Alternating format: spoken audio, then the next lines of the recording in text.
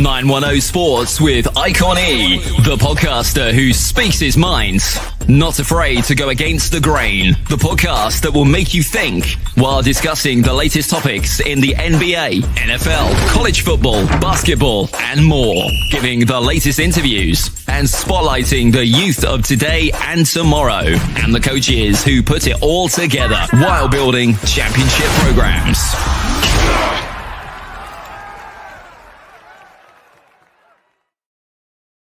So what's going on? What's going on? It's your boy Icon E. And I got my man Jacob, the great. Yes, sir. Yes, sir. Hey, listen, y'all, man. Listen. Hey, it's not too many times I get excited like I did this morning. I couldn't even sleep. I've been up since like 5:30 this morning. I've been anticipating this interview for a while now. When this young man said he was gonna come on here and bless us with his presence, it's not too many times in life where you know somebody where we come from that actually do what they say they're gonna do, and they actually like have a dream as a child, and they actually complete that dream. I've known this man probably since we was probably 4 or 5 years old, from the seesaw days to the sandlot days. And I remember when I first met him, he's lived right beside my grandmother, and he had a lot of energy at that age. I'm like, who is this little kid with all this energy? And he come from a good stock, good family background. And the thing about it was I was a small kid, and he was smaller than me, and that was almost impossible. And at that time, and I didn't see him for some years. Years later, I seen him, and he looked like he just just stayed in the gym overnight, just lived in the gym. You know what I'm saying? But I was looking at his accomplishments, man, and he's just done it all. So, ladies and gentlemen, I introduce you to my man Caprice Coleman, matter of fact, the world champion Caprice Coleman. How you doing, brother? Man, I'm doing good. I'm excited to be here. I'm just as excited as you. When you compliment me, say young man, so this is gonna be a good interview. Yes, sir. Yes, sir. So, man, listen, man, brother. Just kind of let us know, like, how this all got started. Because, like I said, I know when you was a kid, you was into wrestling. So, what age was it that you really said this is something that I really want to do? Oh man, you're right. I started watching wrestling. Actually, first time I saw wrestling was when I was living beside your grandmother. I turned on TV and I saw. I didn't know it was wrestling. I just saw this dude named Dusty Rhodes like talking on the microphone. He was just like talking junk on the microphone and talking about the devil in the boot. I think he was feuding with Barry Windham or something. It was. I don't remember it all at the time, but I remember turning on the TV and seeing Dusty Rhodes. Yeah, and like I was hooked ever since. And as a kid, man, and I remember all that sword fighting with the switches and all that. Yeah, I was hooked as a kid, and I think I grew up. Everybody know I grew up wrestling. I'd be wrestling in the yard, made the cardboard belts and all of that. And then I want to say I was around 14 years old when Brian Pillman, when they reintroduced the cruiserweight title in WCW with Brian Pillman and Jushin Liger.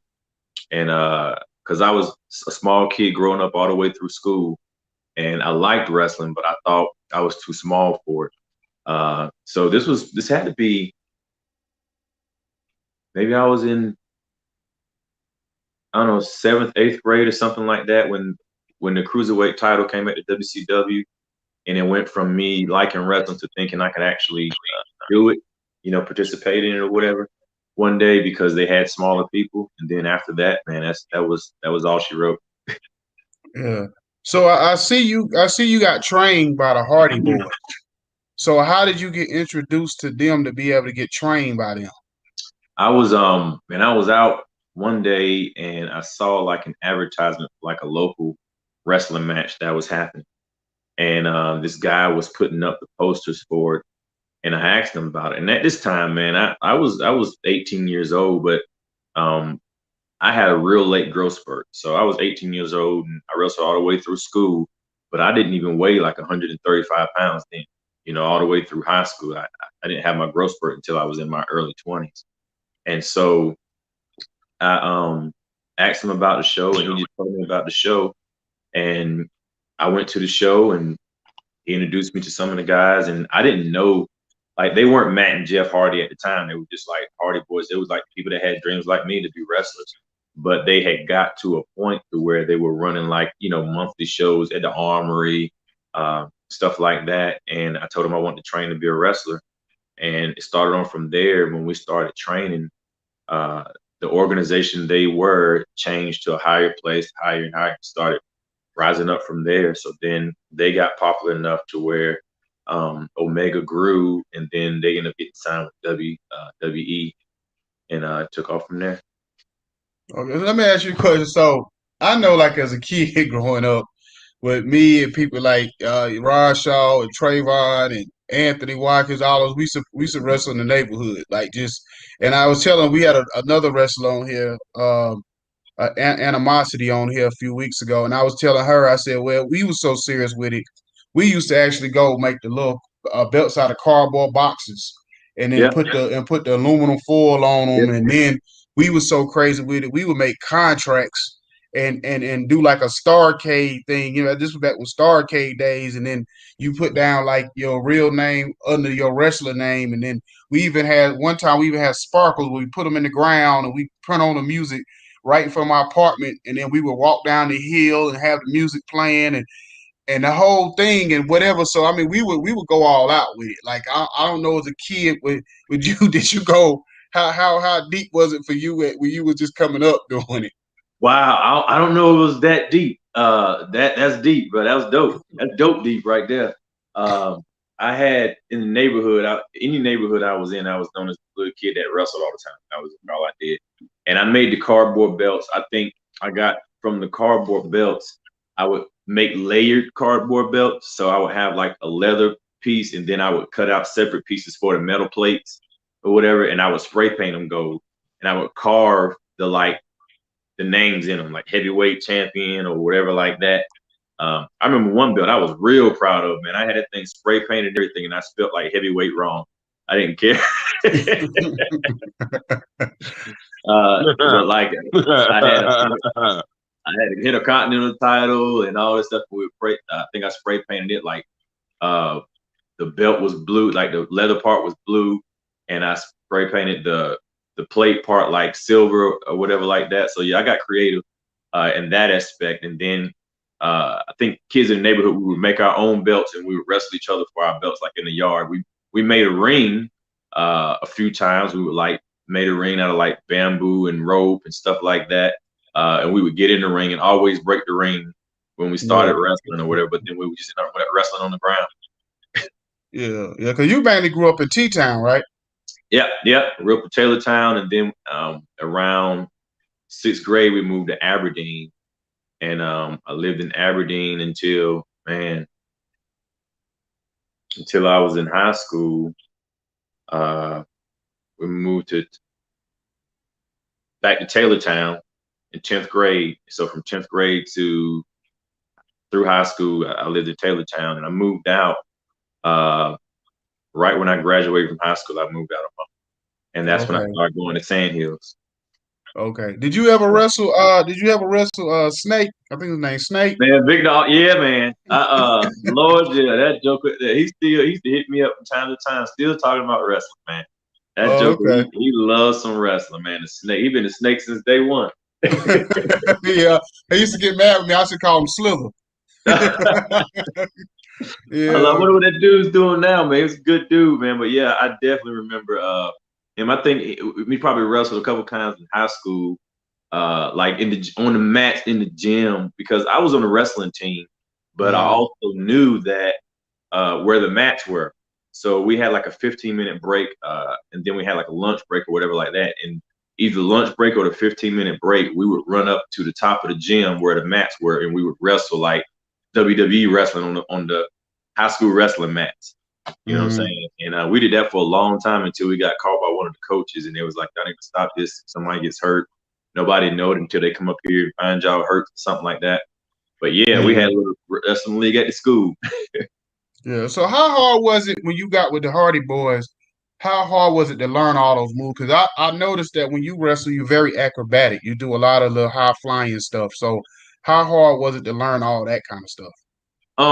That part wasn't hard simply because of the fact like that's what they did. So Okay. I was always athletic and that's what I wanted to do. But then, Matt is high fly, but he's also real technical. But Jeff is like high risk, like does everything crazy. So I would be learning how to take regular wrestling bumps, take care of myself, and all of that. And then on the other side of the ring, you see Jeff jump off the rope and do a flip or whatever like that. And I was like, man, I want to get that part. I want to get that part. And so we would learn the basics of wrestling. And then after practice, they'd be practicing moves on each other and jumping off the ropes. And they had like mats and like a whole bunch of like basically like bed mats they would pull in the ring to where you could do the flips and stuff at. And so so yeah, I had like a perfect place to train and I would come up with stuff and try to hit the target on the ring to make sure I could do it right. And then it's just practice, practice, practice. And then after a while you get it. Okay. So when you started wrestling, do you remember your very first match? I do. Vaguely. No, I started out as a referee, and so I refereed for them for a long time, and I was proud of that.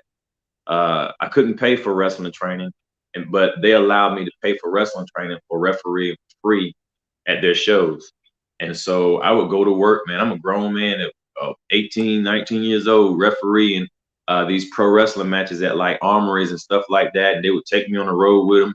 And I would referee their matches, and I was proud of it. But I was also training to wrestle. And during this time is when I started like gaining weight. At this time, because when I started with them, I probably weighed like 130 pounds or whatever like that. But I was with them for a good year, and then I started putting weight on because I was just training all the time with them. And so after a while, Matt came to me one day. He was like, "Hey, I think you're ready." And I was like, "Ready for what?" It was like to wrestle. And I think my first match was in a tag team match with a guy. He actually passed away a couple of years ago, but his son wrestles on WWE. His name is Cameron Grimes. He's in NXT. It was Cameron Grimes' dad. I was a tag team partner with, and we wrestled against like two huge dudes. And long story short, the match didn't last long. Got the tail whooped. But it was my first match, and then you just go from there. You just keep going, and yeah, it went on from there. And after that, I started getting singles matches, and all. I would invite people to the show, man, and it just kept growing. So is that like in that type of circuit, the independent circuit?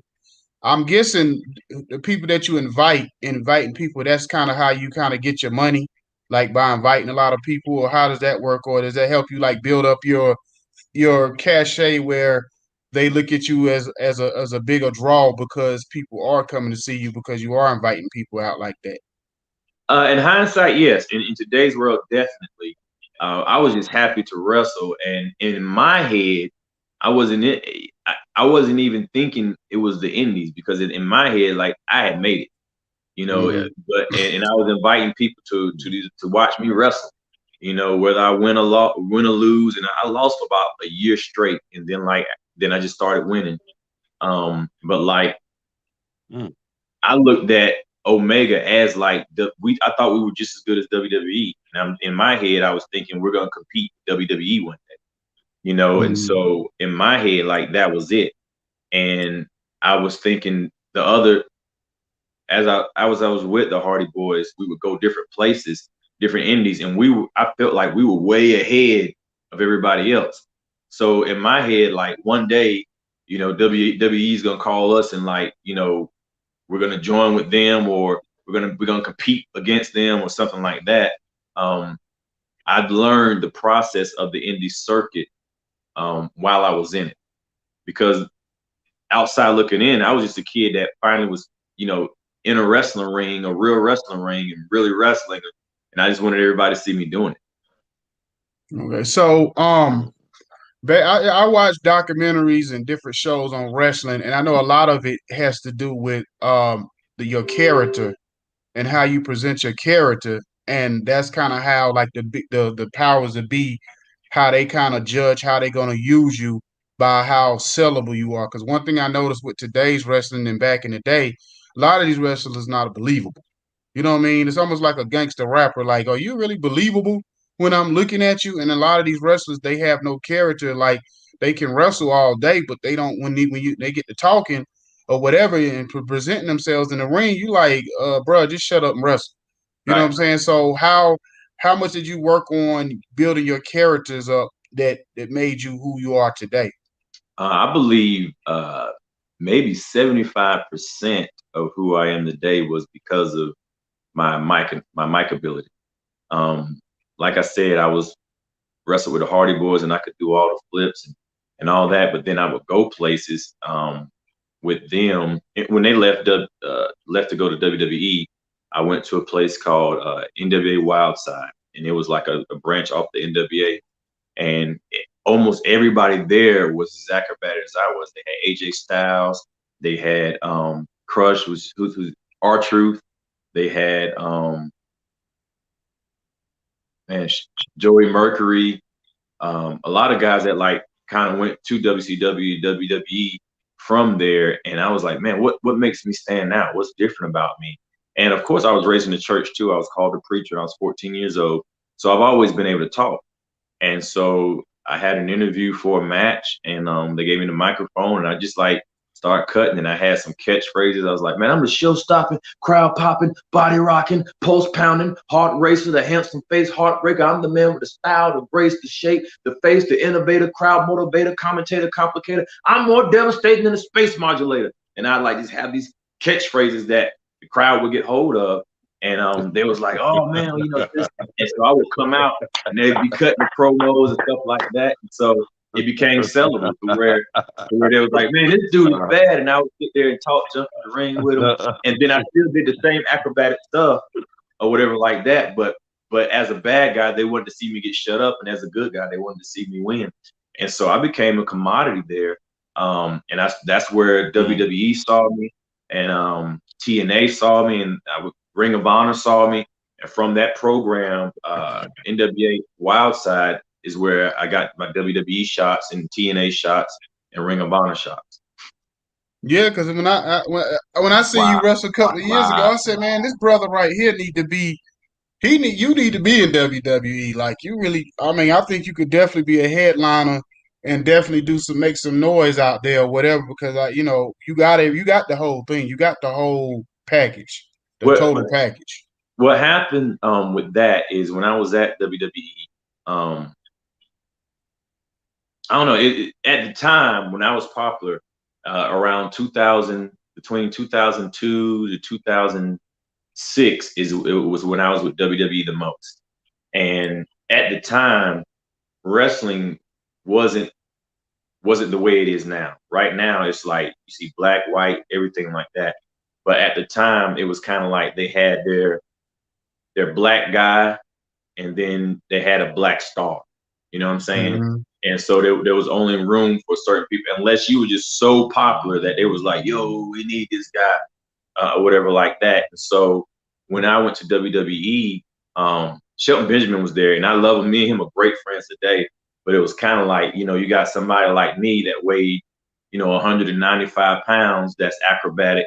And you got somebody like Shelton Benjamin, that's 230 pounds at the time, that was coming from, Michigan College, national wrestling champion, his great pedigree or whatever like that. And it's like, well, who you going to choose, And so I felt myself always in the race against who's the greater black guy. You know what I'm saying? And it's kind of tough because in that era, it kind of made us look at each other weird. You know what I'm saying? Like when I first met Shelton Benjamin, I come up and shook his hand. He was like, hey, but in the back of his head too, it's kind of like, this joker wants my job. You know what I'm saying? Yeah. And I didn't understand it then, but like the more you're in wrestling, you're like, wow, like I get it, because everybody that comes in, when you are that commodity, the person that has that job looks at you like, who's this guy? You know what I mean? Mm-hmm. And so I got deep enough with WWE to where I started getting in meetings and all. And I had a meeting with Laurinaitis, and I was talking to him, and I told him that, hey, I do this, I do that. And he kind of knew a little bit who I was, but he wasn't like, yo, Caprice Coleman's this and that. And he was like, well, can you dance? Can you sing? Can you rap? And I was like, no, but I can talk, no, and I can do this. And he was like, okay, well, man, what if you did this? And everything I felt like he was talking to me about was so stereotypical. And I was like, man, I can't do that. Like if I got on TV and tried to be a gangster, people would read a real gangster or people that really know would read straight through it because they would know I was playing a part. You know what I'm saying? And I believe that, people say, well, all black people don't do this, all black people do that. Well, some of us do. You know what I'm saying? There are some black people that dance. There are some black people that sing. There are some black people that are gangsters. There are also some intelligent black people. They're intelligent black people that dance, sing, and dance. You know what I'm saying? And gangster, whatever. But like, I didn't want to be put in a stereotypical role that wasn't true to me.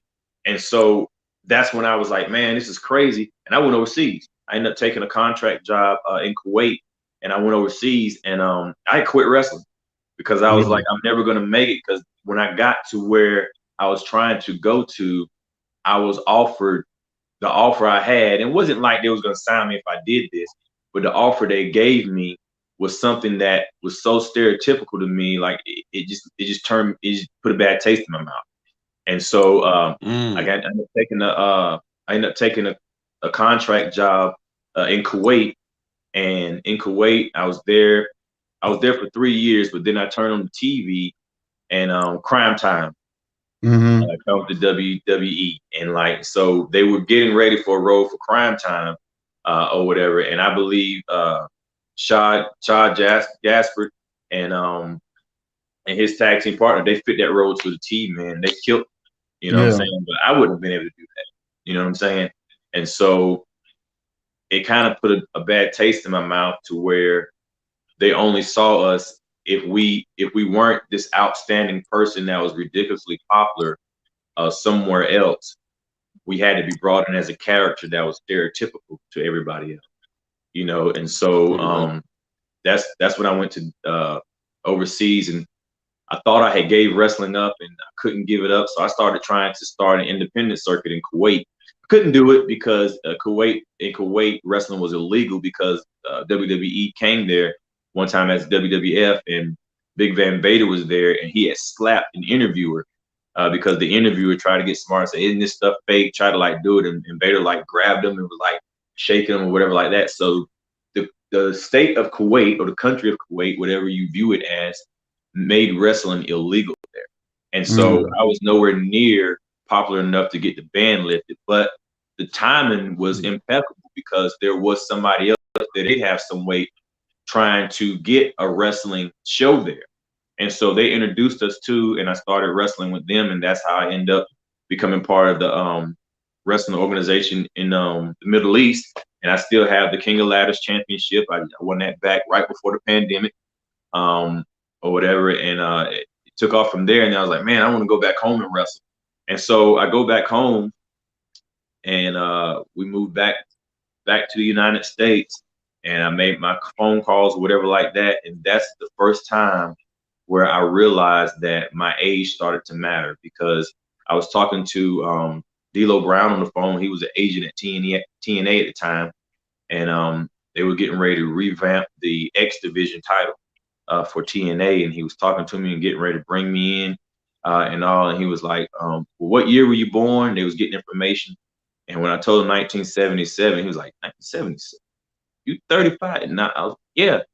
I was 30. I was late at the time. I don't know the exact age I was, but I remember his response. The age mattered to him. You know what I mean? And I realized that, man, I'm on like a clock to where, like, they want to be able to, if they hire you, they want to know that they can invest in you and get some years out of you.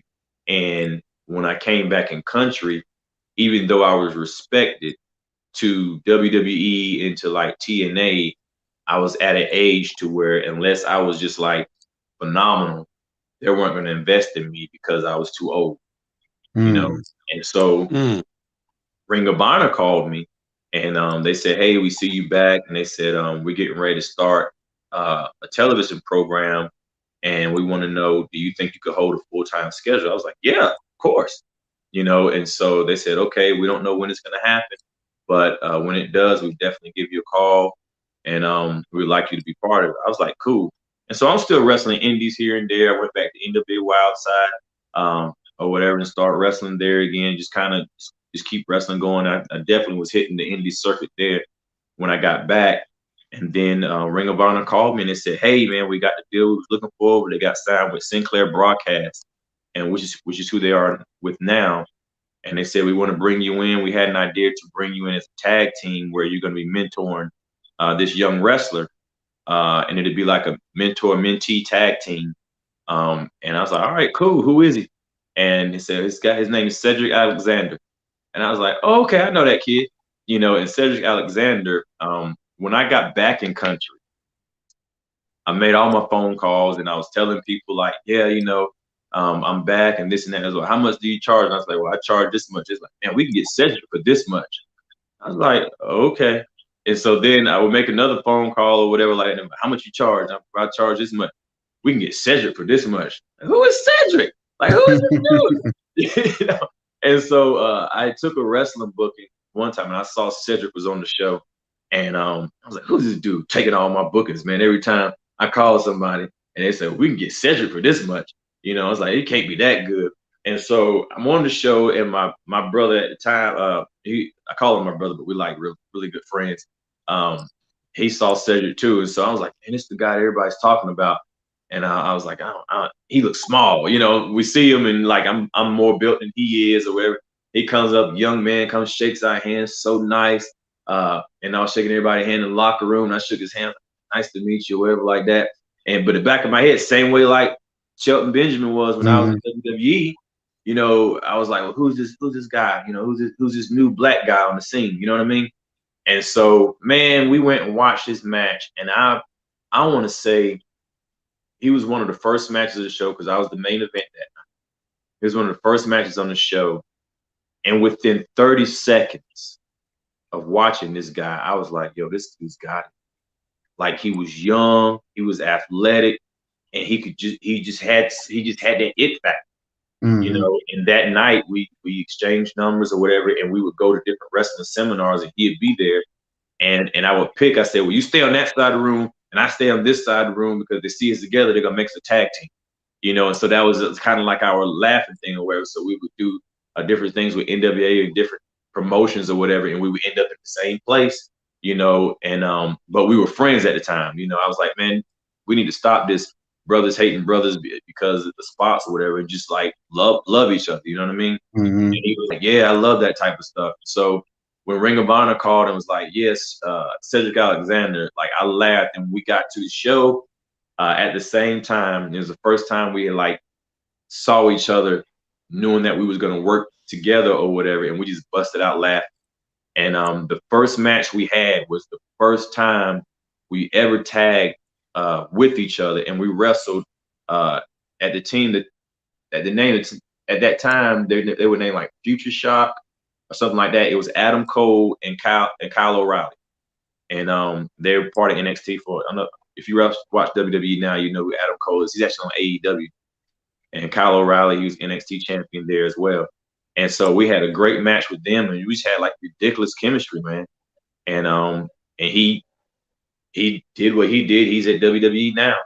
And so I've learned to support my friends, man, with the age that I'm at, just to show love and show support in whatever they're doing. And so when he makes it, I'm not jealous. I'm part of him.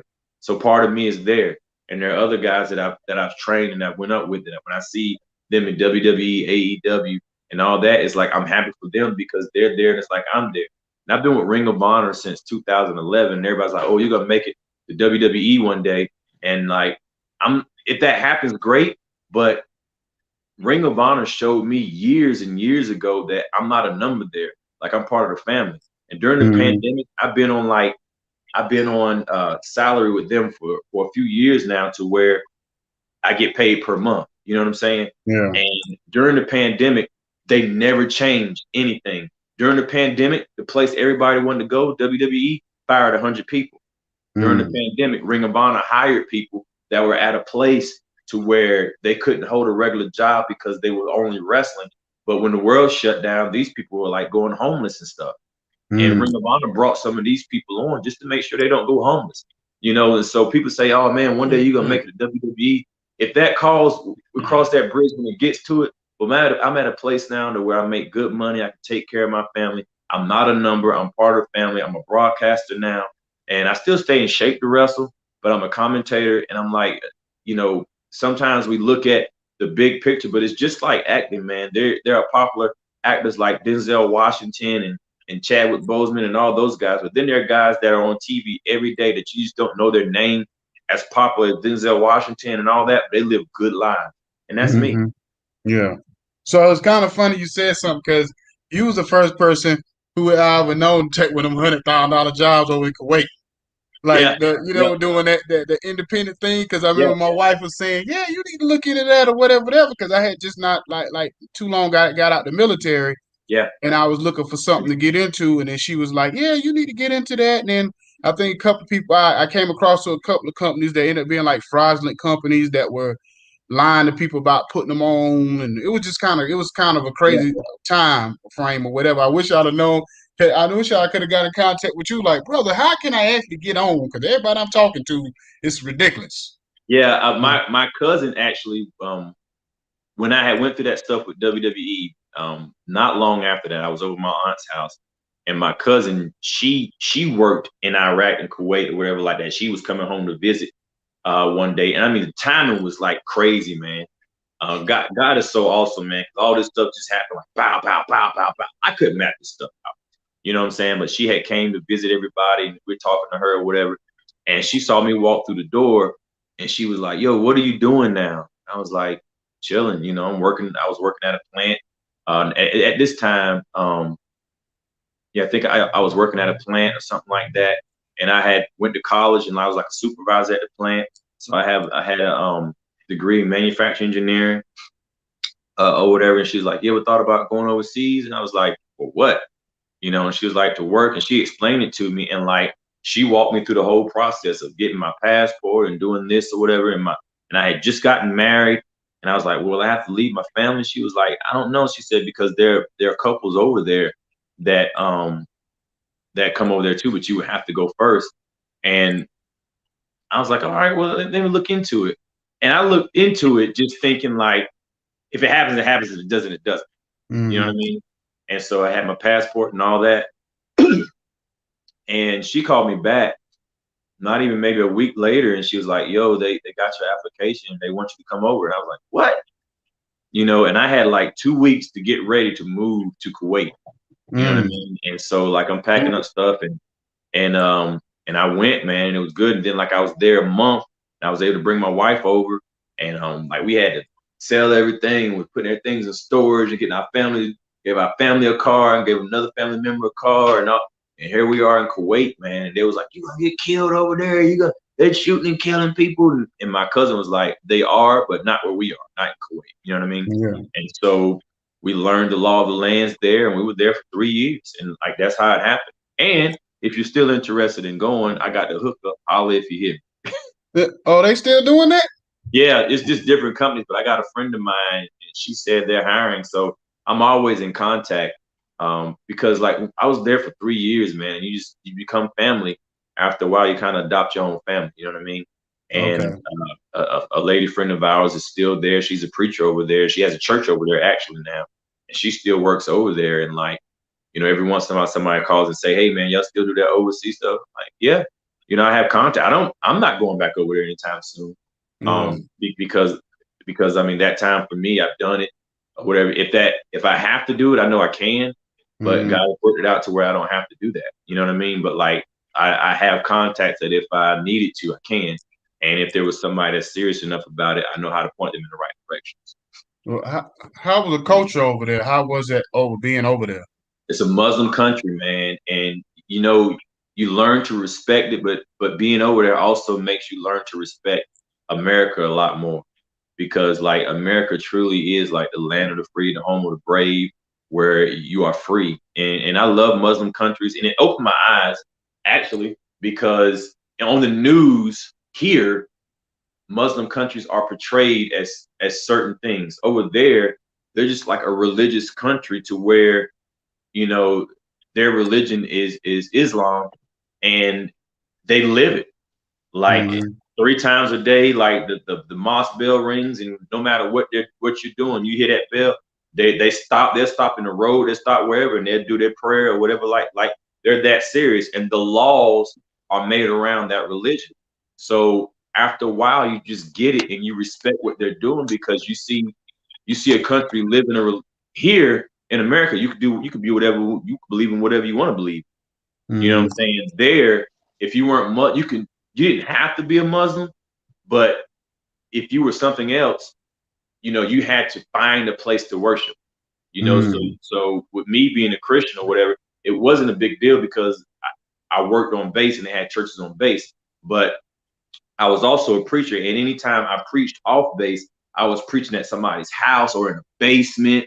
It was like churches they had made that were like legit underground churches, to where you pull into a parking lot and park, and you go downstairs in the basement, and that's where the church is. And like if people found out where the church was, they would have to change location and stuff. Like it was like that, man. And they had other places where there was like a big one place where they had this big like Christian church thing at where, and it was the first time, man, I saw like a real interracial church. And it wasn't just like a church you go here where you see black people, you see white people. It was there where you saw people from like India, Sri Lanka, Australia, Russia, all Christians, and would go to this one campground, and that's where they had like church at.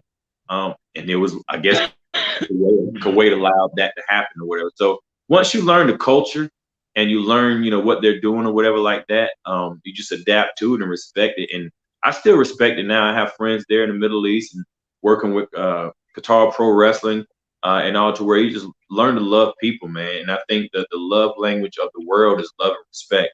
And if you show love and respect to whatever anybody's believing, not only does it let them love and respect you, but if you are saying I'm a Christian or I'm a that, and you are open to and you're if you are approachable, if people can talk to you and they really want to know more about you, you don't turn them off at the door.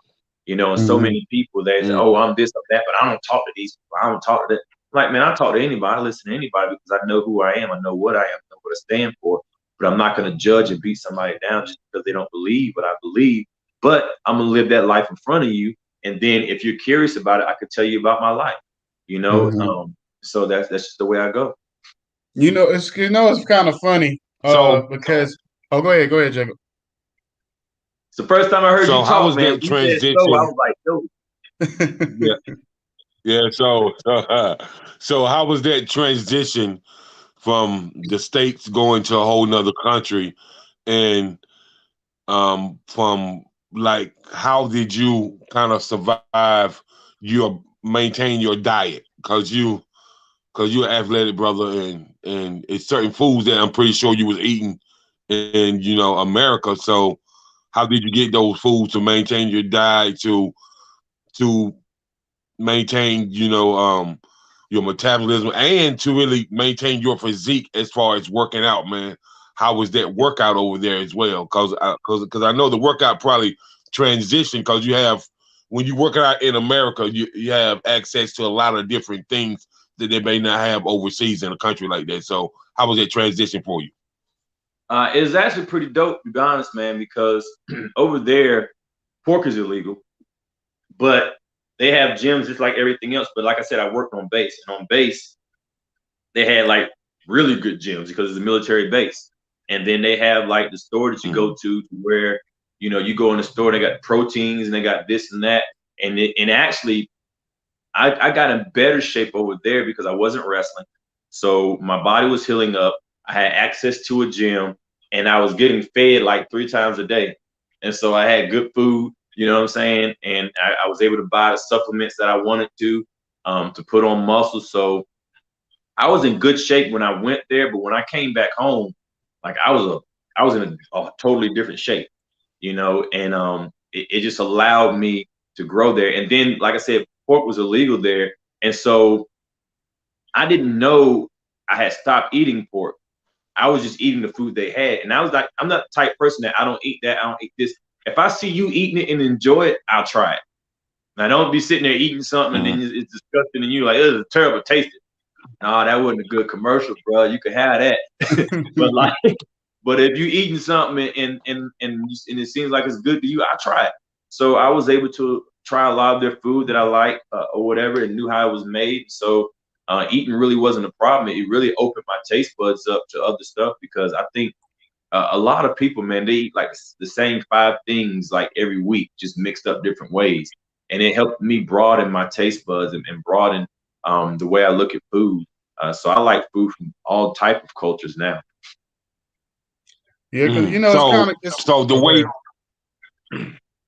so the way we grew up looking at wrestling, like with Wahoo McDaniel and Ricky the Steamboat Dragon and you know, people like, you know, Black Jack Mulligan and, you know, Dusty Rhodes and Ric Flair and the Minnesota Wrecking Crew and all these guys. So from what I see, wrestling has transitioned so much. So the last time I really had fun watching wrestling, bro, is probably the Stone Cold Rock and Triple H era, Cactus Jack, Bang Bang, you know. So how's the transition to you as a professional wrestler, a champion, but also as a announcer? You know what I mean? So how has that changed for you? Because you've been in it way more in depth than me. I was just a viewer, a fan, but you've been in it on the business side. So how has that changed? Man, you was hitting some heads with Black Jack Mulligan, Dusty Rhodes, Rock Roll Express, all those guys. But that's my childhood right there. You know what I'm saying? But yeah, I think. Right. And then the Attitude Era is what you're talking about when I think wrestling was at its peak with Stone Cold Steve Austin, The Rock, and all these guys. And then on the other side, you had like the NWO or whatever. So that was like wrestling, I think, was at a peak to where everybody was watching it, you know. And then it kind of went to a place to where now people still watch it, but it's like a genre. You know what I mean? It's like you're not gonna turn on TV and see pro wrestling. You know, it's like a certain amount of people that watch it or whatever like that. And it's still great.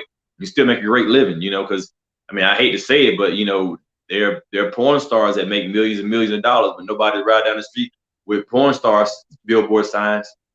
Somehow they make a lot of money. Right.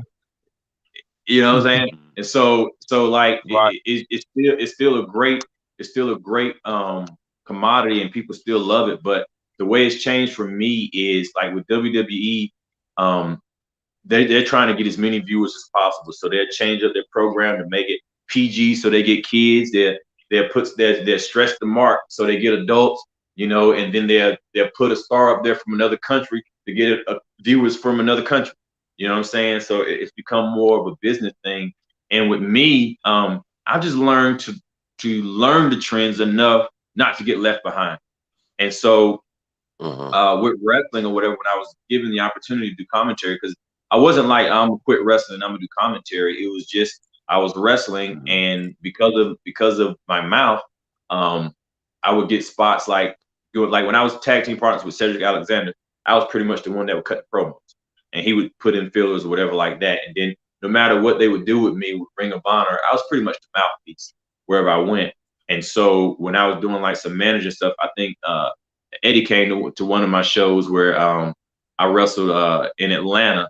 And at the time when he saw me, I was part of a faction that was like rebelling against the country, against the company or whatever like that. And like I was the mouthpiece of that faction or whatever. And so one of my faction members would be wrestling and I would be on commentary. And after that, it's like it just became popular. It's like, man, you're like really good at this commentary stuff. And not only did they think I was good, but they allowed me to learn on the job. And I think that's really rare with people from our culture, because you can hear, you know, white people like, oh man, I wanted to do this. I went there and I put in the application and lo and behold, I got a job. And man, I deserve this. But like us, it's like you almost have to be great before you can get an opportunity, you know. But I can say that Ring of Honor allowed me to learn a commentary on the job. And I didn't even know I was learning. It's just, I would just get put there a lot, you know, as a guest commentator.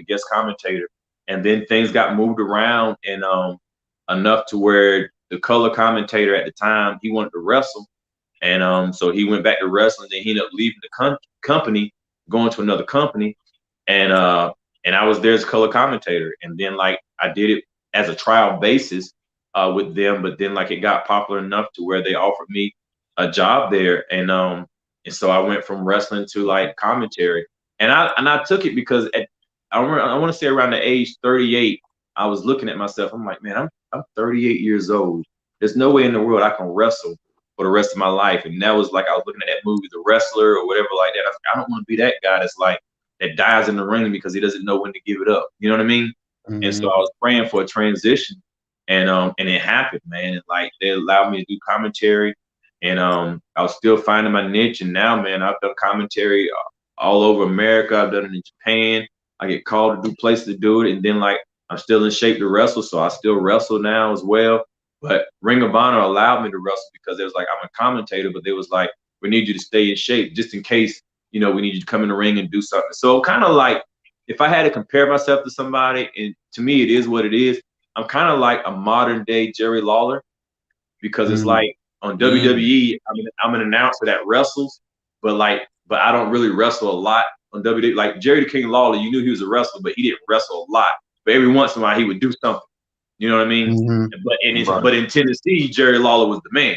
You know what I'm saying? Jerry Lawler would bring all these WWE guys in and wrestle. So I'm kind of like a modern day Jerry Lawler, because on Ring of Honor, I wrestle every once in a while, but in North Carolina, like I'm the man. Like, you know what I'm saying? Or whatever like that. So it's kind of, if you look at it, I'm kind of like a modern day Jerry Lawler.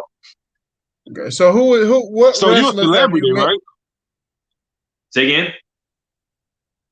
I said, so you this world now, like I can tell you're a humble guy, but you know, being a humble guy, being a church boy, being a pastor, and being a wrestler, and being a trash talker that, you know, a trash talker that's a pretty boy. You know what I mean? So with that being said, man, the attention that you get from the United States, overseas, you know, locally, statewide, and from back home, when people see you back home that grew up with you, and they be like, wow, man, like, this is our guy. Sort of like Eddie. Sort of like Icon. Like, he was like, I grew up with this dude, and don't let him fool you, bro. He was totally excited about you coming on this show, bro. Like, love, man. This my man. I said that. Hey, listen, bro. I said that. Like when he said he was so modest, he was not that modest about it. This my man, 50 grand from the crib. Like, the artist is in for a treat. You are too, Jacob, man. Like, brace your seatbelt on. He's definitely gonna take us for a ride. So, you know, I mean, it's out there. So, you know, we all have those friends from the crib, man, that went further than anybody think that they can go, man. So I commend you to follow your dreams, and first of all, commend you to put in God first while you navigate through your journey, man. Like, that's awesome. That's amazing, man. You know what I mean? And here you are, all over the world, using your voice for what you know was made to do, and people still want you to be in wrestling shape. That's crazy, man. That's amazing, man. You know, you've been liking wrestling since you was what, 3, 4 years old, 5 or 6? Yeah. It's all God, man. Like he showed me his love, man. He hits me up every once in a while, man. It's all love, and like I don't take it for granted, man, because it's like he's one of the people that I remember growing up that's like that knows me. You know what I'm saying? So when I see him doing stuff, it's like we prosper. Like, he got his show. He's like, yo, man, I got this. I say less. Like, when? What day? What? What you doing? Because I'm gonna do it. Because like he's like a brother to me. You know what I'm saying? And it's like that's what we do, man. Like, whatever we doing, we do that. And like the love he showed me, like what you said, he was excited. Like, I'm just excited to be here because it's like that's how we do it. You know, that's how we support each other. And it is love. Like we had T-Town Day a couple of weeks ago, and like the mayor of T-Town wanted me to come and bring my belts. And I was like, okay, I'll do it. And so I'm walking down the street on this parade in Taylortown. I was wearing one belt, and this other guy that was with me, he was like, can I hold this one? I was like, sure. he's walking around like he's but he was part of like the political team or whatever. Like I just let it go. But like the people that saw me, they was like, yo, they would just show me so much love, man. And like I thank God for that, man, because it's like you're right, because I'm not gonna say I'm a celebrity. I think I'm famous enough to where if I got on Twitter and tweeted something that was racist or off color or against like a certain genre, I'd be famous overnight and canceled. I'm that type of famous. Like, you know what I'm saying? But like to get love from home or whatever like that is real, man. It's real success actually, because these people look at you, they knew what you wanted to do when you was growing up, and then to see you doing it, it kind of inspires them as well. And so like with Ed, man, like you could talk about the stuff, like even with him doing shows, it's like back where we grew up at, that's kind of off schedule because we were supposed to get a job and work. You know what I'm saying? Yep. But for somebody to say, no, I want to do this podcast. No, I want to have a TV show. No, I want to be a host. Or I want to do radio.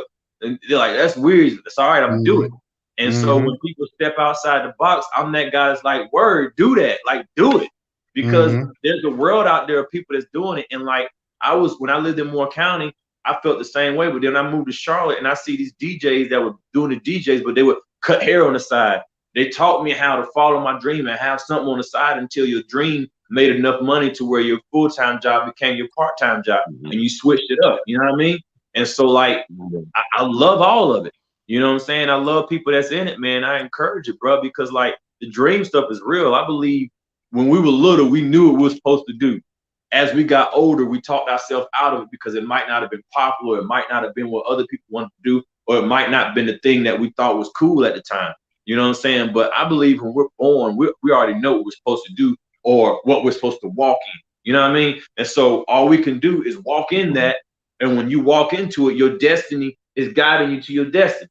You know what I'm saying? So here you are thinking, oh, I'm gonna be this or whatever. And you're just walking down the line of what your dream is following. But lo and behold, this gate that you turn to, boom, opens up your destiny. But it wouldn't happen until you start following that dream. You know what I'm saying? So I encourage people to start doing that, man, because it's real. It's inside of you to do it. And if you don't do it, somebody else is going to do it, but they can't do it like you do it because it's you. And that's right. One thing I always talk about people is as far as like, you know, where we come from, most people don't understand when you have a dream outside of that world. Yeah. You know what I'm saying? They don't think they can accomplish that, whatever whatever you set your mind out to be. And I've always thought outside the box. That's why I always respected and commended you, because ever since I known you, that's all you ever talked about was wrestling and being in that world or whatever. So, and so my thing is, how often are you out now? Because I remember we had a conversation at one time. You was like, I don't, you know, WWE, I know they wrestle like 300 days out of the year. And you was like, you got a family, you ain't want to commit all to that like that. And then now it's like, you know, being that you're on the commentating side more than the wrestling side, how often are you really like on the road? Man, I was on the road a lot before the pandemic. Enough to where, sad to say, I was on the road enough to where when I got home, my kids and my family like, hey, daddy's home. And I would be home for a week and they'd be like, he's still here. Wow. That's how I am with my job. Okay. Yeah, and so I would be gone for like, we would do tours for a week or whatever. But then after the pandemic, man, like everything shut down and we didn't do shows for like a month. No, for like 6 months. And then we brought it back to where everybody had to do the COVID test and get tested. And we had to do like COVID tests before, but after and during. And we was in like the same NWA bubble I was in. You know, staying in your room at the hotel, not being able to leave the room, and all of that. So we started doing closed house TV tapings, which is like no crowd TV tapings. And we still do those now. We'll continue to do those through the end of the year. But like we tape them in lump sum. And now we're at a point now where we have live pay-per-views. So we have a crowd at the pay-per-views, and then the next day or the next few days, because we're there for like a week, where you record a TV tape. Or where the pandemic has changed a lot of stuff, man. And I think different people have responded to it different ways, but I respect the way Ring of Honor has done it because like they're serious about it. And like I know people that's caught this thing. I know people that's died from it. I know like over 7 people that I know personally that died from this thing. So I know it's not no jive, you know what I mean? And so I got vaccinated. I'm not pushing it. I'm not putting, but like I got vaccinated and like other people got vaccinated. Some people do, some people don't. I think it's your business, whatever you do. But like I felt comfortable with myself and my family with is traveling as much as I did to get vaccinated because I'm around people that travel all the time. You know what I'm saying? And so I did it, and like a lot of people in the crew did it. And so when we go to Ring of Honor, we still have to take that COVID test when we land before we perform. And it's so rapid now. But like to be honest with you, yo, like not this TV taping, nobody had COVID. But every TV taping before, it would be 1 or 2 people that would have COVID and not know it. And it's scary when you're an athlete that you can carry this Jones and not even know it and give it to somebody else and kill them. And you got something that's not affecting you at all. And you go visit your grandma, give her a hug and a kiss, and there's a kiss of death. Like this is what we're dealing with. You know what I'm saying? And so to be in a world to where you see people get these tests all the time, and somebody that you just saw walk in the room had COVID, and this joker look as healthy as you do, but it doesn't affect them. They don't know. It's not like they walked and said, "I got this thing and I'm gonna give it to everybody." It's like it just affects people different. So you carrying this thing and don't even know it, and you go home, like I said, and dap somebody up, give somebody a hug, and you kiss them, and that's it. Or you know what I'm saying? So like I found out if it's that serious, man, I'm gonna listen to the people that's smarter than me, and I'm gonna do what they say do in my heart that I feel is right. You know what I'm saying? Whether it comes out later and I have 3 years, 2 years from now, or 10 toes on one hand, I don't care. Like you know what I'm saying? It's like I'm do what I feel like I need to do. So who's the wrestlers that you've met over the years that you know, like you say, oh, I know I made it now because I met this person and whatever, and I've been in the presence of this wrestler, that wrestler. Who's the wrestler that you met, and then also, what's your biggest accomplishment of all in the time that you've been wrestling? Oh man, the biggest wrestler, man, Ric Flair. I met Ric Flair, Shawn Michaels, Triple H, Eddie Guerrero, Chris Benoit, Sting. I'm friends with like Shelton Benjamin, MVP, Mark Henry, Nikita Koloff, like these people that hit me up on the regular. Bobby Eaton, Midnight Express. I'm friends with Jim Cornette. Yeah, Kevin Kelly. Like it's crazy because I'm listening things and I'm sure like the Fantastics, like man, like people I grew up. I'm friends with Ricky Morton and Robert Gibson. Like I'm friends with like everybody AEW. You know what I'm saying? Like I know all those guys. A lot of people at WWE now. I'm friends. Like I know. You know what I'm saying? Like Seth Rollins and Daniel Bryan, Kevin Owens. Like I know wrestling is this big family, man. It's like people like, oh, go to this place. When you get to a point where you just want to see your friends eat, you know what I'm saying? You just want them to be eating, and you see them get a job and they eat, and you like, word, so and so made it. It's not like, oh, you go in there, that's our competition. We don't like you no more. It's like, nah, we slept in hotel rooms together on the floor. Now you buying a house because you followed through the dream. You made that jump. You made it. It don't matter where you at. You made it. You know what I'm saying? So I would say like those are some of the people that I know, and I know I'm missing somebody. I say my greatest accomplishment. Oh man, I don't know.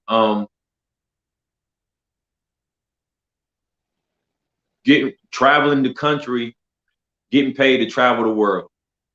Like I've traveled the world and not had to pay a dime to do it, man. I've been in countries. That's great, man. That's real. That's real good. Man, wow. Yeah. And he said he met my boy, the Nature Boy. Woo. Yeah. Yeah, man. Hey, yes, hey, I feel you, bro. I feel you, brother. That's all God right there. That's all God, because you came so when you a kid, you came a long way. Huh? My bad, man. Yeah, it's real, bro. So when you a kid, say what? Right. So when you a kid, bro, And when you win, when you got your friends over and y'all playing pickup basketball or pickup softball or a bad man pick me up football, and and you standing in the winners bracket, and you say, I mean, I feel like Ric Flair, and you be like, "Woo!" Them boys get mad, man. Them boys get mad, man, because Ric Flair was a bragful, boastful, Goldilocks, sparkling, shiny robe, Rolex wearing, stealing your girl, put her in the limousine, dropping her back off to your house while you cry on your shoulder. That's the nature boy. So, that's who he was. So when you put that nature boy signature in somebody's face, oh, they get mad, bro. Yeah, they get mad. Yeah. I was for real. Still a huge fan of Flair, not only because of who Flair is, and like he's always, to me, it's like when I met Ric Flair, and I think this is how you make it in the sport, man. It's like you meet some people. Sometimes you meet somebody you've always wanted to meet, and it's disappointing.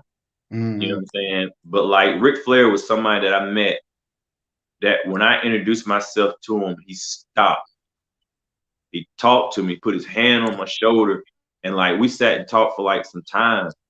And then like after we talked, I was like, yo, like Ric Flair just like sat and talked with me. This is crazy. This is the first time I met him. And then like I meet him like other times. He's like, hey, what's up, man? He chopped me. And like he chopped me. And I'm like, it's the coolest thing. Like if Ric Flair likes you or whatever, like you be talking, he would walk past you, and instead of holding a conversation, he just like, woo, and he just chop you. Like he just plays. That's the way he plays. You know what I'm saying? And it's like you chop my Ric Flair, you're like, yeah, that's cool. Like that's cool. That's cool. Like, you know what I mean? And so like, yeah. So all that stuff that you saying, like making people mad at school by Ric Flair dripping on them, and then they get chopped by this dude just out of conversation or just him walking by you because y'all on the same show and he recognizing you and chopping you, like that's crazy, man. Like that's real crazy, bro. That's real crazy.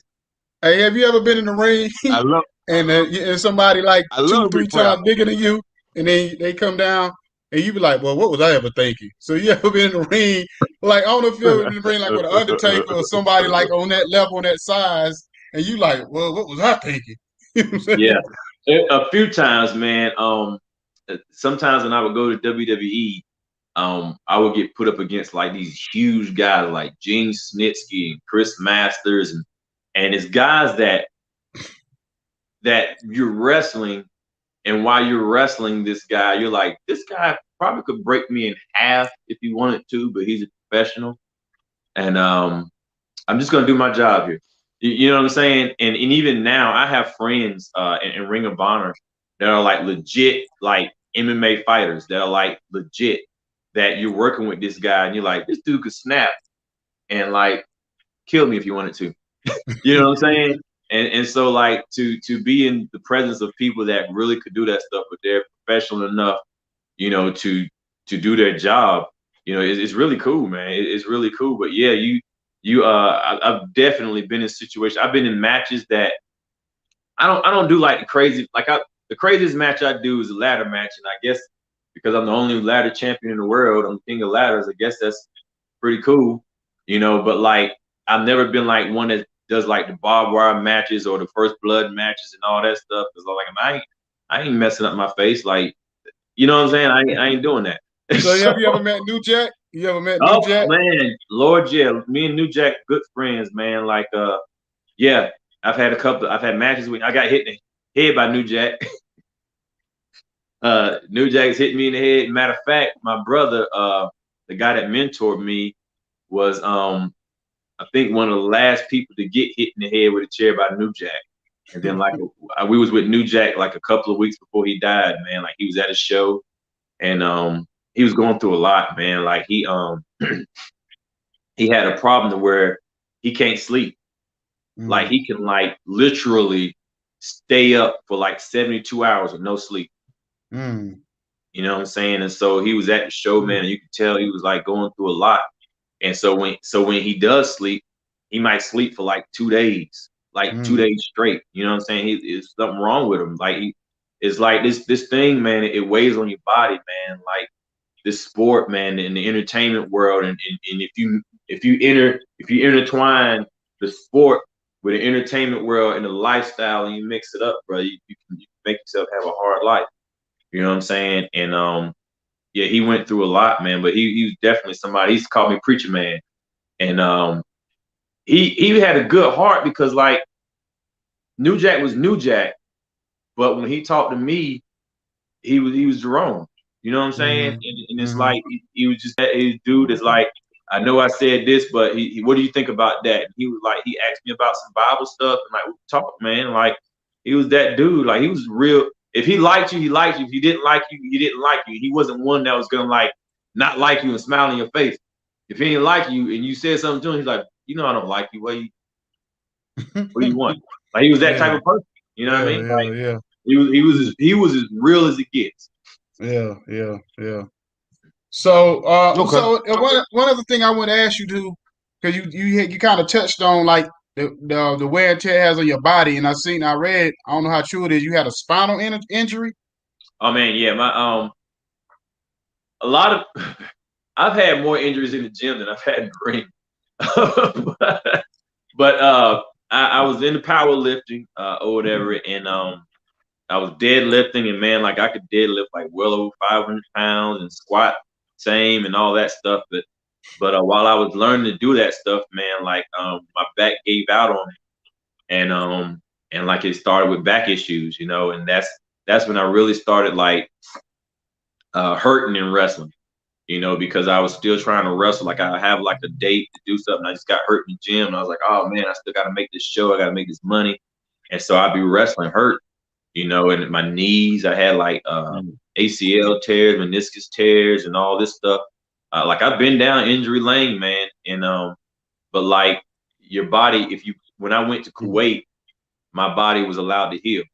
You know what I'm saying? And like I was away from wrestling, my body like healed itself, regenerated itself. And then when I came back, I was a new person. And so yeah, it's I needed that, I guess. But like, yeah. But the people that wrestle over and over and over and over and over again, you know, sometimes you get to a point where you're wrestling hurt and you don't want to be replaced. And so like you do what you need to do to get in that ring. And I thank God that I'm in position now to where, you know, my bread and butter is behind the microphone and not in the ring, and I'm able to wrestle when I want to. And I'm still successful at it, you know. And so I know I say it a lot, but it's just real, man. It's so real that it's a blessing, bro. Like when you think about, not only was I able to follow my dream, but God worked it out to where I already have a transition in place to where I could do this thing for the rest of my life. Like it's crazy. Yeah. So a couple more questions. I'll let you get out of here. You know what I'm saying? We took up a lot of your time already. So I said side time for this. I know we've been on here for an hour, but when you said to be on your show, I was like, I ain't doing nothing else. I appreciate that. I appreciate that. So what's the craziest thing that you ever seen, like since the time you've been wrestling? What's something you could talk about that you be like that's like craziest thing you like you could actually talk about? New Jack. Oh man. New Jack. Just joking, man. Like we was at a show in Georgia, and he was wrestling.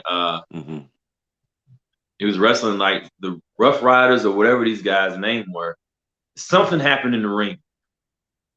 Like New Jack was New Jack, and I think he might have did something in the ring that they weren't expecting. And so after the match, there was like, you gotta understand, man, when you're in that ring, we letting you do this, and you taking advantage of us, you doing that. You just like whatever I did to you in the ring, I can do to you anytime I want to.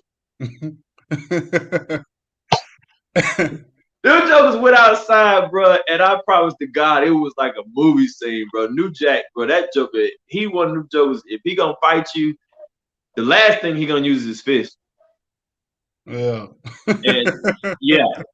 Wow. And that, oh man. Yeah. That boy, hey, New Jack was the truth, bro. That New Jack, it was too big. These dudes, I forget what their name was, but I know like they tagged like the Rough Riders or whatever. They're like two big white dudes, and they were like both over 6'5", like 275. or whatever at New Jack. And boy, I tell you what, if you ever watch cartoons and you see them fighting the cartoons and all you see is smoke in the clouds, and then you see the result, that's New Jack. you don't know what happened. You don't know what happened. All you saw was New Jack entering this cloud of smoke and walk back out. So a lot of things. You into football at all? Not much, man. I like most of my time, man. I try to spend with my family, or if I'm watching TV. I don't really watch a lot of TV anymore, to be honest with you, man. Unless it's like work related, or whatever. I love football, but like I ain't even gonna try to lie to you, make it seem like I keep up with this and keep up with that. Like I don't have the time. Yeah. Okay. You got any more questions, Jacob? Nah, man, it's been splendid, man. I was just listening to you, bro. I know you said, "Oh, he finally speaks," but I was just listening to you, man, because coming on here, you took me down memory lane when I was a kid, and how much I used to love wrestling, and how much we used to just have my mom to cook chicken wings and make dip and stuff, and like how we thought that we was actually at WrestleMania when we used to order it, on TV. So we actually would tell our friends, don't call us, don't contact us, don't come by the house. If you're not invited to this WrestleMania circle, man. So I'll talk to you tomorrow. Don't do it, bro, because people, if somebody ordered WrestleMania and they got food and you come knocking on their door, you might get snapped on. Mm-hmm. Oh, especially if you had to pay for it. Yeah, exactly. And so we all pitched in to pay for it together. So we didn't want my brothers and my cousins, so we didn't want to be disturbed, man. But yeah, man, it's been a crazy time with all the wrestling and stuff as we was kids and now that we're adults. But I'm so proud to see somebody that my brother, Icon E is connected with, and y'all grew up as childhood friends, man, and you can come back to the podcast and chop it up with us, man, and take us down memory lane and how you navigated through your journey to get to where you at, man. It's remarkable. And so, I just say, man, I look forward to having you back again, man, and peace and blessings, and keep doing what you're doing. I appreciate it, man. Those pay-per-views, $45. If you ain't bringing no money, no food, don't come to the house. I see you got the belt in your hand. Yeah, man. I got this is the one I got Qatar. It's the King of Ladders Championship. This is the one these are current titles that I hold. King of Ladders Championship. Yeah, I'm trying to get on the camera where it's like the camera's opposite from what I'm seeing, so it's like we can see it. Yeah, we can see it. That we can see it. Then I'm current AML champion. This is the big one everybody likes. And it's like it's kind of like the old the title that Magnum TA used to have. Yeah.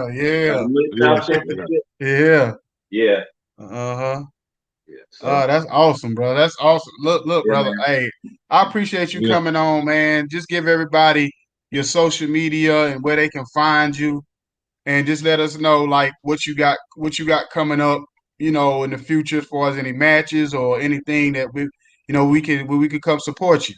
All right. Well, my Twitter handle is @Caprice Coleman. Instagram is Caprice Coleman. On Facebook, Caprice Coleman. I'm on TikTok. I'm not really on TikTok, but I have a TikTok page. It's like Caprice Coleman.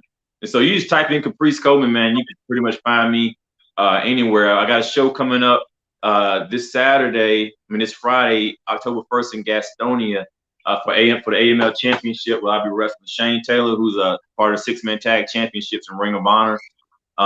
Just look at the Ring of Honor schedule, man, and look at AML schedule.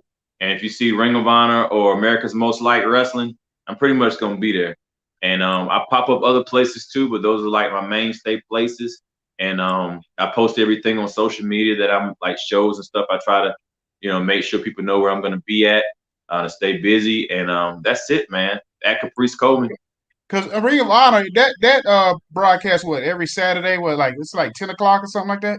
It's different because it's owned by Sinclair, so Sinclair plugs it in different places. So like you just type in Ring of Honor on whatever your guide is or whatever like that, and it'll show you where it plays at.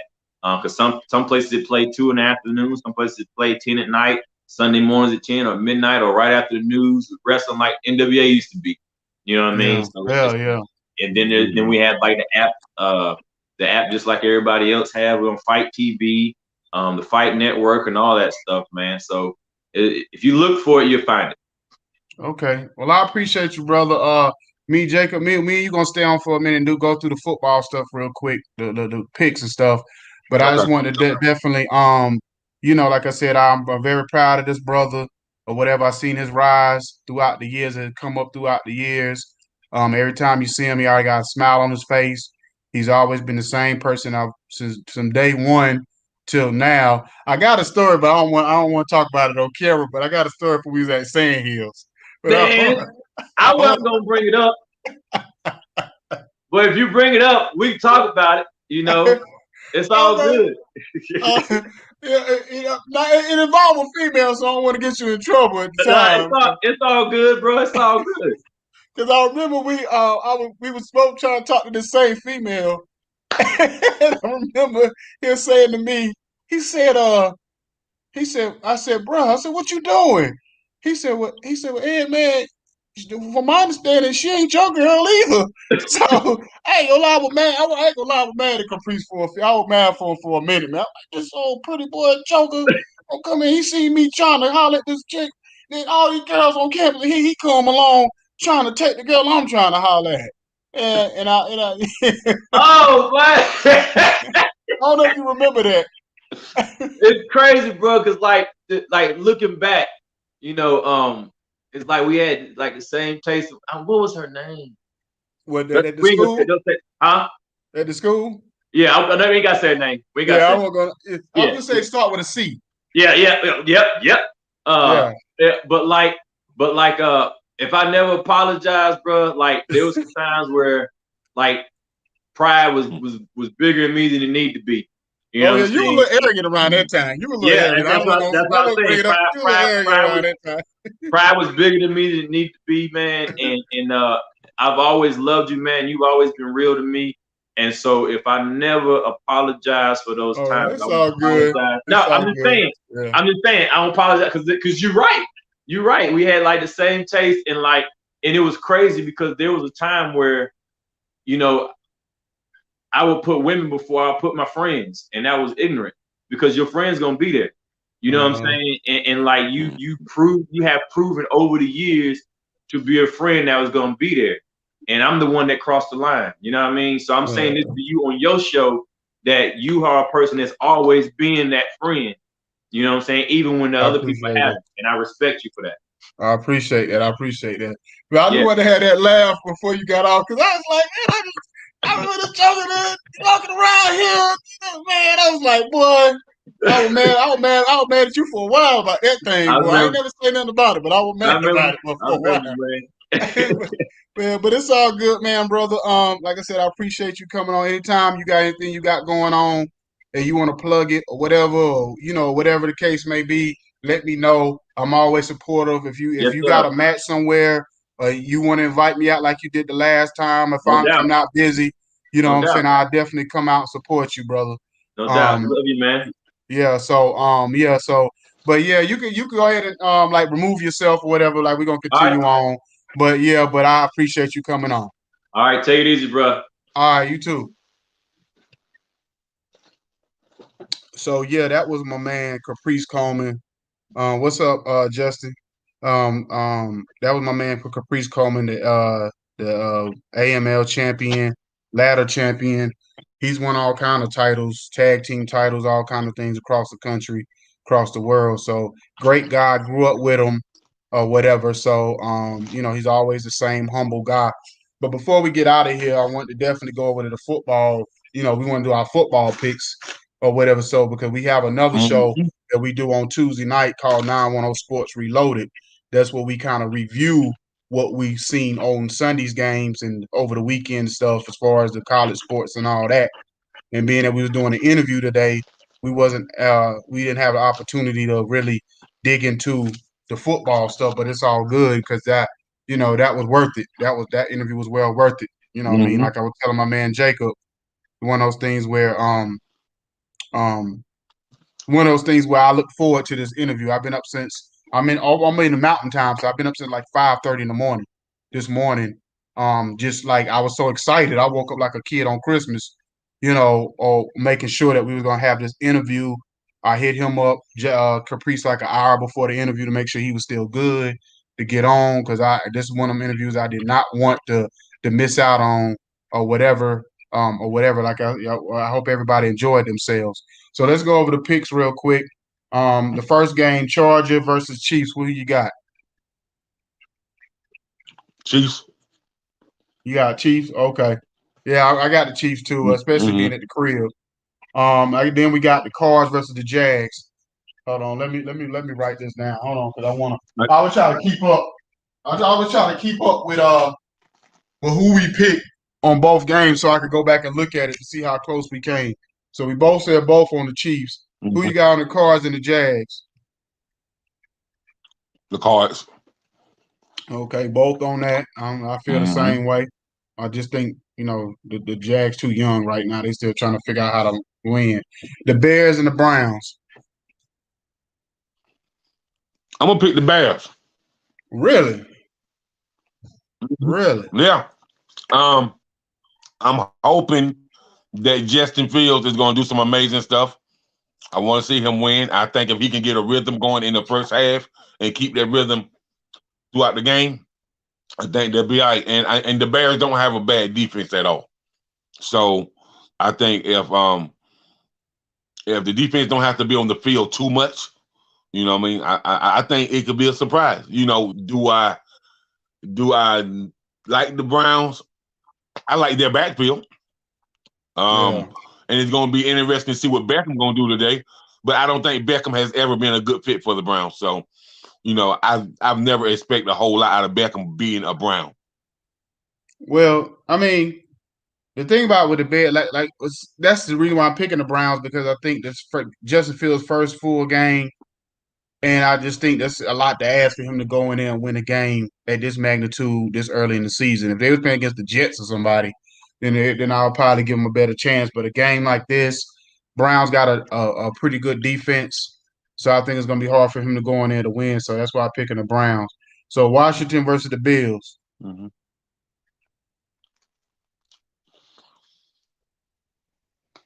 The Bills, bro. What's that? The Bills, bro. I knew you were gonna say that. The Bills, but not because I don't think Washington a good team. It's because I don't think Washington has that chemistry down with the offense, man. I don't really think that the offensive coordinator has really designed plays for the young fella, for the current quarterback. So I think once they get a rhythm of him designing plays, because the more plays you draw up and design, the better they can work out through practice and the better the chemistry will be during the game. So that's the only thing I think Washington really, really missing, man, because the defense is on point. And I think that the Bills have a better chemistry, have a better rhythm. And Josh Allen, is more in tune with the receivers that he have. You know what I mean? So that's why I picked the Bills. Well, I'm about to surprise the heck out of you because I got Washington in my team. So I always anytime it comes to Washington, I do a what you call pick with your heart, pick with your head pick. My heart telling me Washington. My head telling me the Bills. Reason why I say the Bills is because with my head is because we don't do good in atmospheres like this. Like Bills got a real raucous atmosphere. And they really show me they can win a big game like this. I mean, they showed me a lot last week with the Giants game, but they was at home. This is on the road, and the Bills is one of those teams that or fight or like pick to maybe possibly go to the Super Bowl. So a lot of times we don't play great in games like this. It's like too much pressure on us in games like this. And like you said, we still trying to learn our offensive system and all that kind of stuff and acclimate certain players. So these one of those games, I would be almost more surprised if we won than the fact that if we lost. I wouldn't even necessarily be disappointed if we lost as long as we competitive. I'm more looking at how competitive we are, more so if we win or lose. So that'll kind of give me an understanding of where we really at. But so anyway, the Colts and the Titans. The Titans. Yeah, I say that too. I just think Carson Wentz. I've been done with him, and then I just think Titans running game and the way they play and their chemistry is too good. And then they got Julio down there now, and once they really get him going, it's over with. You know what I mean? They gonna really be a something to mess with. So the Saints and the Patriots.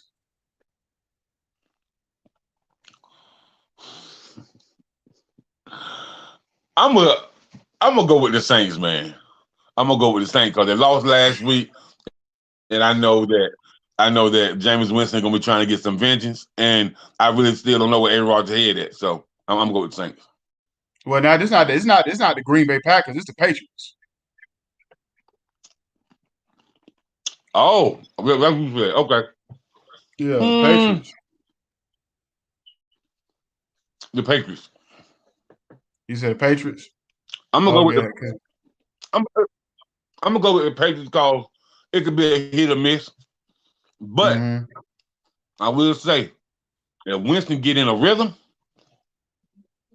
he definitely gonna. Well, I say the Patriots because I just feel like with Jameis Winston just getting a job, and one thing about Bill Belichick, he's a genius at exploiting your weaknesses. So, and with them not having Michael Thomas there, I think it's going to be a lot to ask Jameis Winston to come in and beat the Patriots when you're dealing with that genius of a coach. And I don't like Bill Belichick, personality wise and whatever, but coaching wise, you know what I'm saying? I just think it's going to be too much to ask him to go in and Jameis Winston going to win. I just think his coaching expertise has been exposed. Bro. I mean, all exposed. We'll get more of that on Tuesday night. We really can dive in deep into it. Yeah. Especially after this game, we can really break things down like we want to. The Falcons and the Giants. The Giants? Yeah, me too. I think Falcons is terrible on the defensive end. Like the Falcons can't stop a snail from going across the road. Like they just terrible on defense. So you know what I mean? I got the Giants all day in that one. So the Bengals and the Steelers. Steelers. I'm gonna actually go with the Bengals on this one. Well, hold on. I'm gonna go with the Bengals too. I'm gonna change it and go with the Bengals. I just think it's gonna be interesting to see. He done, bro. He done. He done. I think that somebody gonna bring in. Yeah, big. But we gonna talk about that Tuesday night too. But he done. Yeah, just think. Yeah. The Ravens and the Lions. Yeah, the Ravens and the Lions. The Ravens, of course. Okay. Yeah, so I definitely got the Ravens all day on this one. I'm trying to think. I'm trying to think that I write this down because I'm trying to think that because I don't see the Packers on here. Did I put the Packers on here anywhere? Well, anyway, the Jets and the Broncos. Bronco. Yeah, I just think right now the Jets they're still trying to find themselves. So I don't think right now, they might win 3 games all season long. Be honest with you. I just don't think they just got a lot going on down there. So I just don't see them beating a team, of any caliber right now. They might luck up and win one, but that's about it. Because I'm trying to think who did Green Bay play Thursday? Didn't they just play Thursday night? Yeah. Yeah, because I think they just played Thursday night, but I'm trying to remember who they played. Trying to look up. No, not Oh, Thursday. okay, no, that was the Panthers and the Actually, Texans. That was the Panthers and the Texans that played. And yeah, I'm gonna tell you what's crazy before we uh-huh. move on. And I say this on everything I love. I was sitting there about to watch the game, and I'm in my mind. I said, "Man, what's the score gonna be?" And I picked the score to be 24-9 or whatever. So and it ended up being 24-9, and that's on everything I love. I lie to you not. I picked the score in my mind, sitting there before the game started. I said the score gonna be 24-9. So that's the That's crazy right. part about That's right. that.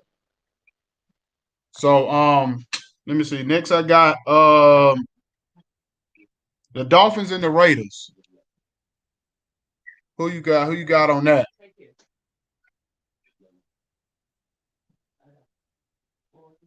Well, I know I got the Raiders. I got the Raiders winning that game. Um, I just think that right now I think that the Raiders is playing with a lot of confidence. David Carr is playing with a lot of confidence. I feel like David Carr finally starting to find his way in the game. I think that John Gruden is showing a Mm-hmm. little bit more confidence in David Carr. I know Josh Jacobs is supposed to be out, but I think that David Carr is doing enough. And then with Tua out, I don't even know what the Dolphins going to even do at quarterback right now, and they, whatever. So I think that's Right. hurting the Dolphins a lot because I don't even know who's playing quarterback with the Dolphins right now. I mean, or whatever. So I got the Raiders in that game. Uh, who you got on that?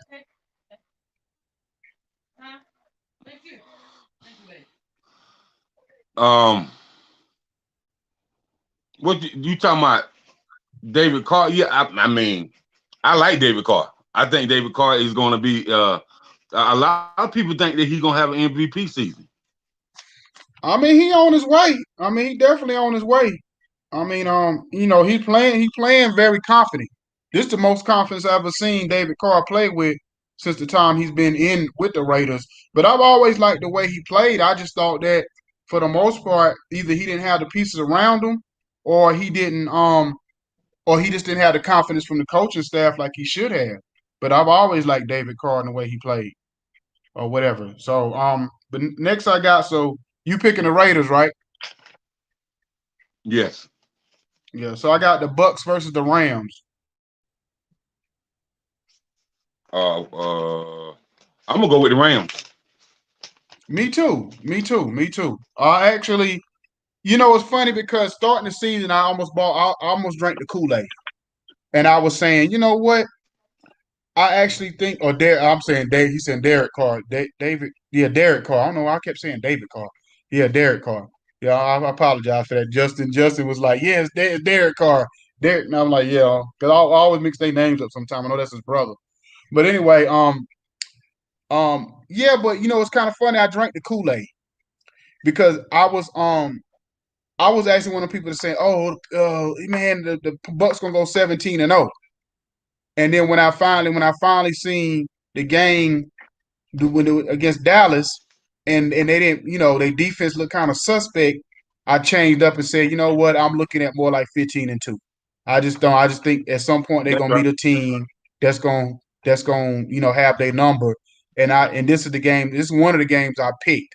I haven't yet chosen yet the other game yet, but this is the game I picked for them to lose, or whatever. So I definitely that's definitely the reason why I picked um the uh the Rams to win this game. Um, so next I got the Rams and the 49ers. I mean, sorry, the Seahawks versus the 49ers. In this particular game, I would say, um, I think I want to say I want to pick the 49ers, but this is one of them games I'm kind of iffy on because I really feel like, anytime you're dealing with Russell Wilson, it's hard to go against Russell Wilson. But, the 49ers are at home. So, it's one of those games where it could go either way, depending on, especially with the 49ers running game. If the 49ers can get their running game going, Mm-hmm.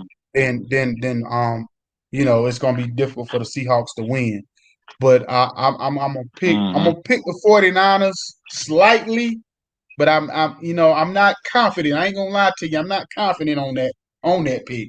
but I'm gonna pick them slightly in this game. You know what I mean? And then last but not least, we got them boys You know versus what the it is. Eagles. The Hey, boys, you already know I'm hating. So you already know I'm going with the Eagles. So you already know I'm hating.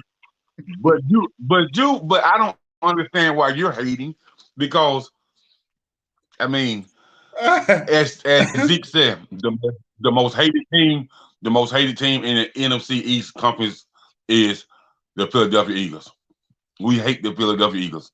You ain't gonna too much head Dak say they hate Washington. You gonna always hear them Cowboys say they hate Philly, and we do. Well, listen. Let me say this, and it's not towards you personally, but it's towards your people. The Dallas Cowboy fans are the most arrogant fans on earth. Only people that's more arrogant or just as arrogant as y'all, which has not been as bad lately, but over the years, was the New York Yankee fans. At least the New York Yankee fans had reason to be arrogant because they was when they was dominating the early 2000s. But Dallas, y'all arrogant every year.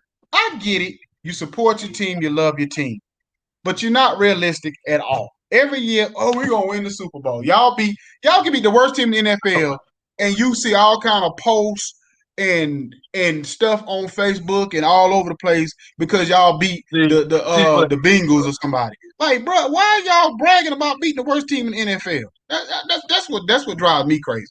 So not even the Cowboys themselves. It's actually the fans that I don't like. You know what I'm saying?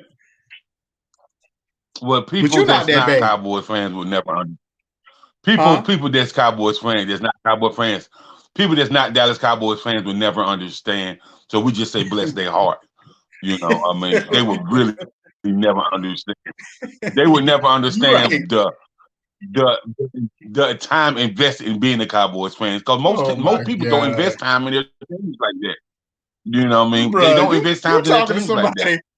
You talking to somebody that's been a fan of Washington since the 80s. And then I'm gonna tell you what's crazy. I was in a restaurant a couple of weeks ago, and like matter of fact, last week I was in a restaurant and this older white guy, probably in his 70s, 60s, or 70s, and we was talking. He pulled out a picture of Joe. He went to high school with Joe Theismann and Drew Pearson on the same high school team. And he pulled out a picture, like an old picture of them high school. And he said, if you know anything about football, you know who these are. And I'm looking like, I want to say, when I seen the one guy picture, I said, I want to say Joe Theismann. And he's pointing to the other guy. And I'm like, okay. And I'm just like, you got to think. You showing me pictures of these dudes in high school. They ain't like, I have no idea what I'm looking at. You know what I'm saying? Like, I'm a fan, but dang, bro. Like, really? But he said, yeah. He said he went to high school. He said, Drew Pearson, Joe Theismann played in high school together. And he showed me a picture, like, you know how they show the team photo, and he had the team photo of them playing on the same team. And I was like, man, that's crazy, or whatever. But yeah, man.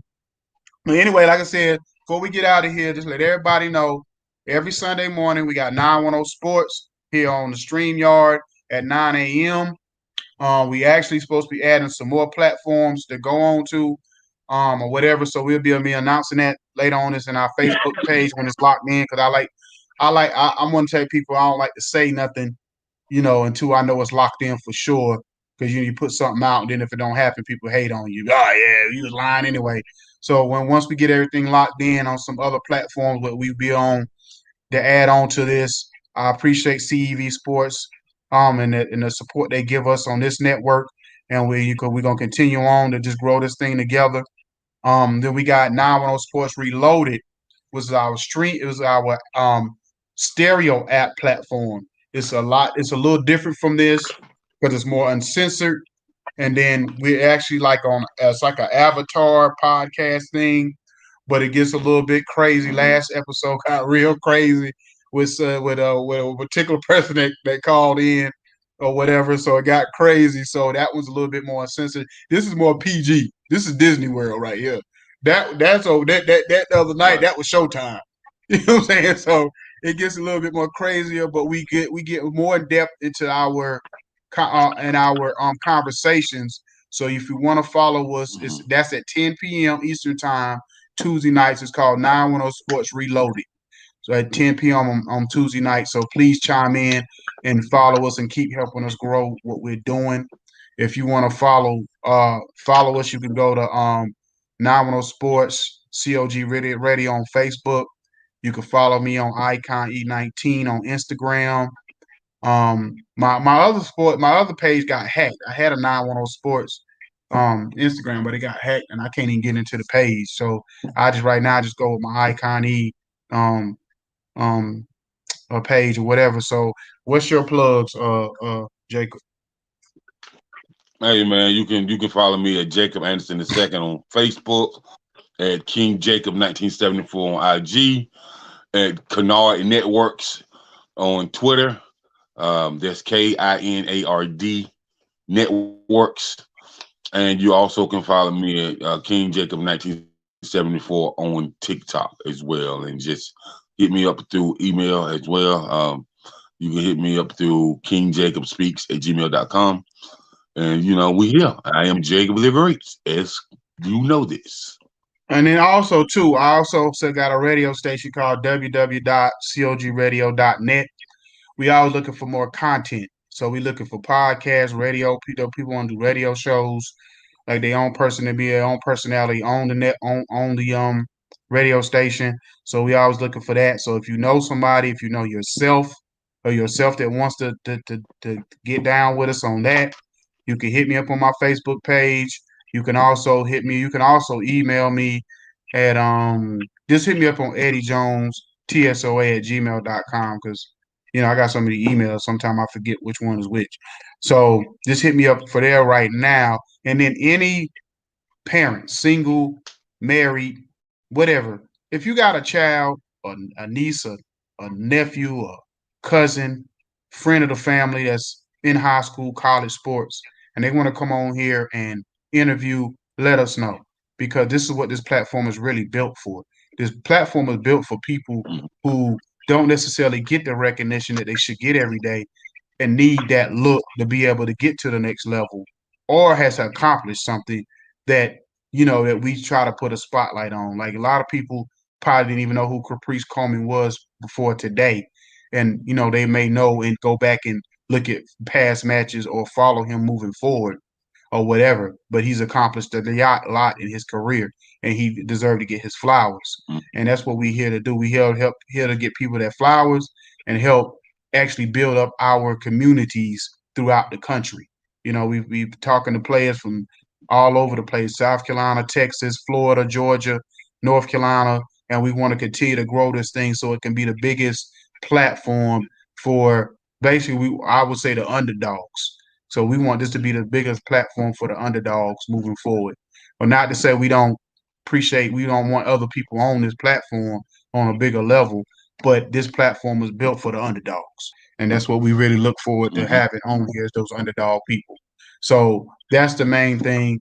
I appreciate everybody who's come on here and spent the time with us over this last hour and a half. You could have been doing anything else, but you chose to come on here and listen to us talk or whatever. So till next time, like I say, every Sunday morning, 9 a.m., you know what I'm saying, right here on the CV network, on the StreamYard.